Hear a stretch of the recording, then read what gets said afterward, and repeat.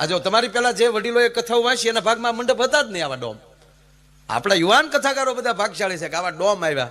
નહીં આ 40 વર્ષ પહેલા ભાગવતું થતી બુંગળ વેરી એ બુંગળને શેડે ટૂંકા નામ લખ્યા હોય, એ પાછું વીખીને પાછું હોનું ઘીરે દેવા જવાનું હોય. સરસ મજાના ભરતથી માંડવી સજાવી હોય, બે કોઈ કેળુના થંભ રહી ગયા હોય હાવ, અને ભરત ટીંગાતા હોય, તોરણ ટીંગાતા હોય. અને શાસ્ત્રી બાપાએ મારા દાદા એ આખું વિશે જ બોલતા, આખું ખોલતા જ નહીં. કોની સામે ખોલવી? કારણ કે સામે બધા ભાભલા ખોટકા ગયેલા હોય, એ જ આમ બે હતા ખોળામાં છોકરા હોય, હરે હરે. અને કથા વાંચતા એ આખ્યું વિશે સુખદેવજી કહેવાને લાગ્યા છે.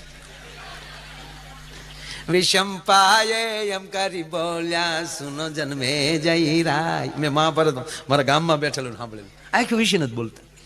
અને ભાભલા તો એ કૂતરું આવ્યું એને હડકારતા, કારણ કે મોર તાહડા મૂક્યા હોય એમાં માંડવી મૂકી થોડી કૂતરું ન્યા પોકે એક ભાભલા હડકાર ન કરો આ ભટ્ટનું લઈ જાય.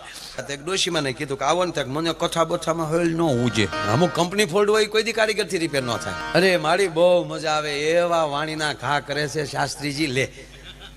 અને પછી કથા પૂરી થાય ત્યાં પ્રસાદ મળે. કે પ્રસાદ મળતો તાલે જાય ને ખુલ્લો મંડપ દાદા તે. અને શેલે ડોશી બેઠેલા ને કારણ કે જેને હરિરસમાં રસ જ ન હોય પણ આત્માને તો શાંતિ થાય છે, નહીં ત્યારે ઊંઘ ન આવે. તમામ વિચારોને આ મંડપમાં તમે દાખલ થાવ એટલે બહારના તમામ વિચારોને બંધ કરી દે. આનું નામ કથા. પછી આને કથામાં રસ નહોતો એટલે ડોશીના વિચાર બંધ થયા એટલે ઊંઘ આવી. મીડિયા ઝોલા ખાવા. એમાં કાજી ઘાસીની બકરી ત્યાં સરતી આવેલી, અને એ બકરીને ગામે ધીક લેતા હીખવાડી. અને બકરી ડોશીને જોઈ ગઈ.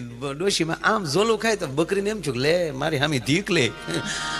બકરી 7.5 ડગલા પાછી ગઈ અને યાલી ગડગડતી દોડ દઈને ડોશીના માથામાં ધડીંગ દઈને હિંગડું માર્યો. એટલું કે પછી બકરી તાકી વહી ગઈ, ડોશીને આંખ ઉગડી ગઈ. એને એમ છું કે ભટ્ટ દાદા વાણીના ઘા કરે. તેણે ન્યાલે કીધું મહારાજ ધીમા ઘા કરો ઢીમણા ઉપડ્યા.